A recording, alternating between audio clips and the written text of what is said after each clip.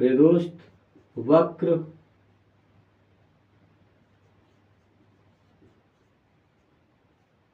पृष्ठीय क्षेत्रफल ज्ञात कीजिए।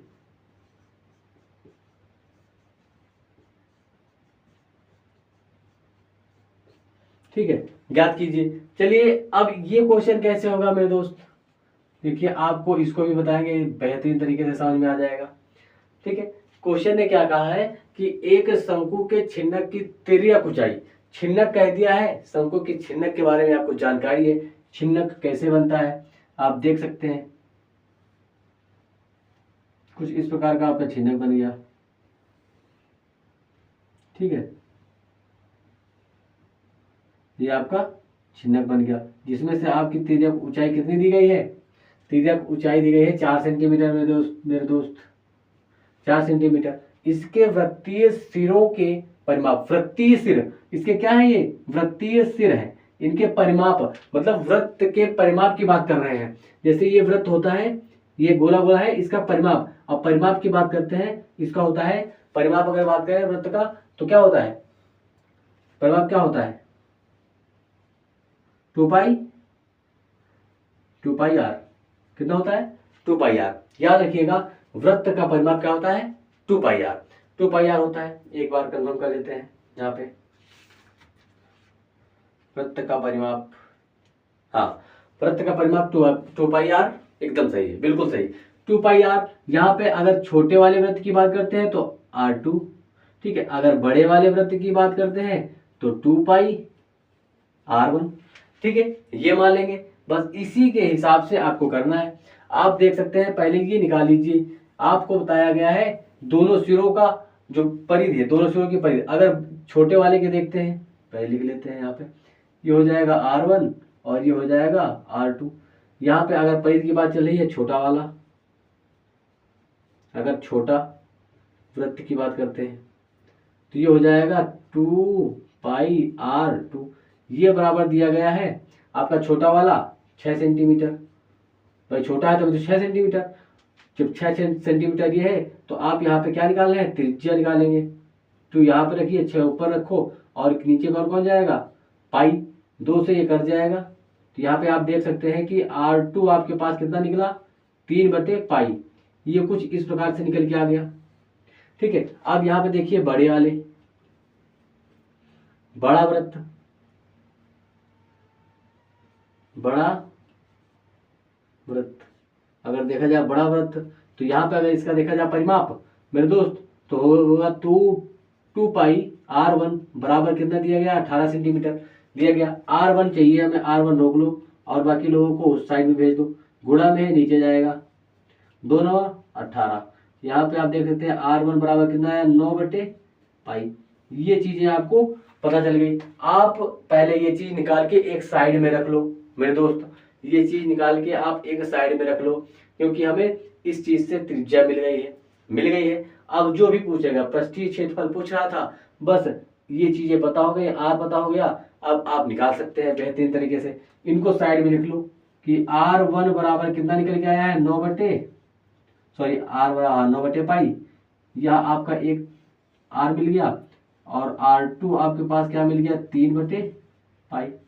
ये दोनों मिल गए, यहाँ से मिल गए। अब आप इसको यहाँ पे साफ कर देते हैं। ठीक है, ये मिल गया आपके पास, ये मिल गया। पूछ क्या रहा है, जो आपका है छिन्नक, जो है शंकु का छिन्नक है, इसका वक्र पृष्ठीय क्षेत्रफल, वक्र पृष्ठीय क्षेत्रफल आप देख सकते हैं पाई और R1 + R2 और L दिया गया है। यहाँ पे आपको क्या दिया गया है, तिर्यक ऊंचाई मतलब L की बात कर रहे हैं, तिर्यक ऊंचाई मतलब L की बात कर रहे हैं, तो आपको दिया क्या गया है, लिख लो पहले, दिया है L बराबर 4 सेंटीमीटर मेरे दोस्त। ठीक है, और आपने क्या निकाल लिया है, R1 बराबर कितना निकाल लिया है, 9/पाई, और R2 आपने क्या निकाल लिया है, 3/पाई निकाल लिया। यहाँ तक कोई दिक्कत परेशानी, यहाँ तक कोई दिक्कत परेशानी नहीं। तो आप यहाँ पे वक्र पृष्ठीय क्षेत्रफल चाहिए आपको, तो लिख लो, ये नाराज हो गए, वक्र पृष्ठीय क्षेत्रफल,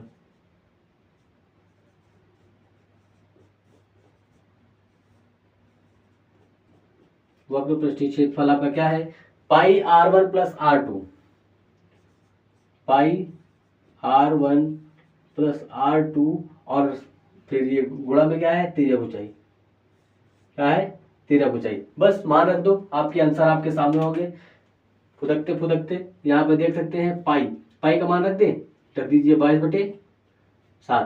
ब्रैकेट के अंदर R1 कितना है आपका, R1 है 9/पाई, प्लस R2 कितना है 3/पाई। L आपका कितना दिया गया है, 4 सेंटीमीटर दिया गया। यहाँ तक कोई दिक्कत परेशानी, कोई दिक्कत नहीं। यहाँ पे आप देखिए, आपने देखा होगा, यहाँ पे सीख लीजिए यहाँ पे कि कभी भी आपको सिखाया गया होगा 1/3 और यहाँ पे मिल जाए आपको 2/3। जब कभी भी हर वाली संख्याएं दोनों सेम हो तो आपको इसको हल करने के लिए जो सेम होते हैं उनको एक बार लिख लेते हैं और ऊपर वाली संख्याओं को जोड़ देते हैं। ऐसे करते आपका आंसर होता है, जब तक करता है काट देते हैं, आंसर आ जाएगा एक। इस प्रकार से वहां पर आपको फॉलो करना है मेरे दोस्त, ठीक है। इसी प्रकार से आपको यहाँ पे हल करना है। देखिए यहाँ पे आपका ये 22/7 रहेगा। यहाँ पे आप देख सकते हैं नीचे दोनों में पाई आ रहा है, दोनों में नीचे पाई आ रहा है, तो आप क्या करो, ऊपर जो 9 3 12/पाई कर दो। पाई को देखो, जो नीचे सेम सेम आता है उसको एक बार लिखते हैं, आपको बताया अभी, ठीक है। उसके बाद 4 लिखा हुआ है, ठीक, कोई बात नहीं। आप देख सकते हैं ये सब नीचे गुणा में है, ये नीचे गुणा में है, ठीक है। एक मैं यहाँ पे जो है काम गलत किया, ठीक है। यहाँ पे 22/7 नहीं रखेंगे, अरे नहीं रखेंगे तो ऊपर मिल जाएगा। 22/7 का मान यहाँ नहीं रखेंगे, सही, पाई का मान यहाँ पे नहीं रखेंगे, यहाँ का पाई का मान ऊपर नहीं रखेंगे, तो हमें ये पाई से पाई काटने को मिल जाएगा। क्या मिल जाएगा, काटने को मिल जाएगा। जब काटने को मिल जाएगा तो काट देंगे, तो अब आपका बचा है 12 और गुणे 4। आप देख सकते हैं 12 गुणे 4 आपका ये 48 आ गया, 48 सेंटीमीटर स्क्वायर, ठीक है। यहाँ पर स्क्वायर आ गया, ठीक है, स्क्वायर आ गया मेरे दोस्त। इस प्रकार के आपके छिन्नक के क्वेश्चन बनते हैं, ठीक है। इस प्रकार के आपके छिन्नक के क्वेश्चन बनते हैं। बेहतरीन तरीके से आशा करते हैं कि शंकु के बारे में और शंकु के ये जो छिन्नक होते हैं, छिन्नक से संबंधित जो भी प्रश्न होते हैं, इस प्रकार से आपके समझ में आगे होंगे, जो कि इतना बेहतरीन तरीके से आपको बता दिया है, आसान होते हैं, ठीक है मेरे दोस्त। तो 1-2 बार आप इन पे प्रैक्टिस कर लीजिएगा, आपको बेहतरीन तरीके से समझ में आ जाएगा, ठीक है। ये देखिए, जब आपको छिन्नक आ गया ना, तो जो आपका शंकु होते हैं, शंकु के जितने भी क्वेश्चन होते हैं, आप बेहतरीन तरीके से, आसान तरीके से कर सकते हैं। इसमें और एक और क्वेश्चन बनता है, वो आपको बता दें। एक और क्वेश्चन बनता है,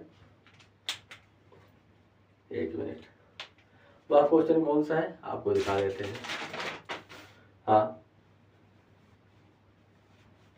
एक तुर्की टोपी शंकु के एक छिन्नक के आकार की है। हाँ, एक तुर्की टोपी जिसमें ये आपको समझ में आ गया, ये आपको समझ में आ गया। अभी आपको सिर्फ आयतन निकालना पड़ा, निकाल देंगे। वक्र पृष्ठीय क्षेत्रफल निकालना पड़ा, निकाल देंगे। संपूर्ण पृष्ठ निकालने के लिए कहेगा तो आप ये सूत्र लगा करके निकाल देंगे। अभी कभी कभी ऐसी कंडीशन आ जाती है, जैसे टोपी के बारे में बता रहा है, टोपी ये है, मान लिया एक क्या कहते हैं छिन्नक टोपी है, आपने छिन्नक टोपी बना लिया, लेकिन उसने क्या कहा है छिन्नक टोपी में कि ये टोपी जो है इसमें कितना कपड़ा लगा हुआ है, कितना टोटल कपड़ा लगा हुआ है। तो आप क्या देखेंगे कि इस टोपी में ये वक्र पृष्ठीय क्षेत्रफल जो राउंड फिगर है, ये पूरा टोटल, ये पूरा जो राउंड फिगर है, वक्र पृष्ठीय क्षेत्रफल हमें निकालना पड़ेगा। और जो ये ऊपर जो ये छिपा हुआ होता है, ये बंद होता है ना, ऊपर टोपी लगाते हैं, ऊपर बंद होता है, ऊपर बंद होता है भाई, उसमें भी तो कपड़ा लगता है। वो वाला पार्ट हमें ये साइड वाला और ये बगल वाला, ये ऊपर वाला पार्ट, इनके बारे में बताना होगा। लेकिन ये जो नीचे होता है भाई, ऐसे टोपी लगा लेते हैं हम लोग, ऐसे टोपी लगा लेंगे, जो अंदर का पार्ट है टोपी का, ये अंदर वाला ये खाली ही तो होता है, ये खाली होता है, यहाँ पे कोई ऊनी तो होती नहीं है। हमें ये बताना है कितना कपड़ा लगेगा, तो आपको यहाँ से लेकर के ऊपर जितना कपड़ा लगता है वो बताना होता है। तो आपको क्या बताना पड़ेगा, वक्र पृष्ठ और ये ऊपर का जो आधार होता है, यहाँ पे जो ये सर्कल है, ये वृत्त है, इसका पूरा क्षेत्रफल और वक्र पृष्ठीय क्षेत्रफल, इनको आप ऐड करिए, उसके बाद आंसर बताइए। तो क्वेश्चन आएगा, तो जब भी आए तो आप समझ जाइएगा कि अगर कपड़ा कितना लग रहा है तो आप टोपी लगाते हैं नीचे वाले पार्ट को आपको काउंट नहीं करना होगा। ठीक है, आप जब क्वेश्चन आएगा आपके सामने तो आप भी उसको आसानी से कर सकते हैं। आपको मैंने हिंट दे दिया है मेरे दोस्त। तो दोस्त आज की क्लास आपकी यहीं तक करते हैं, मिलते हैं अगले वीडियो में मेरे दोस्त। अगर आपको ये सारे सवाल समझ में आ गए हैं तो लाइक और सब्सक्राइब कर लीजिएगा। मिलते हैं मेरे दोस्त अगले वीडियो में। तो जय हिंद, जय माता दी।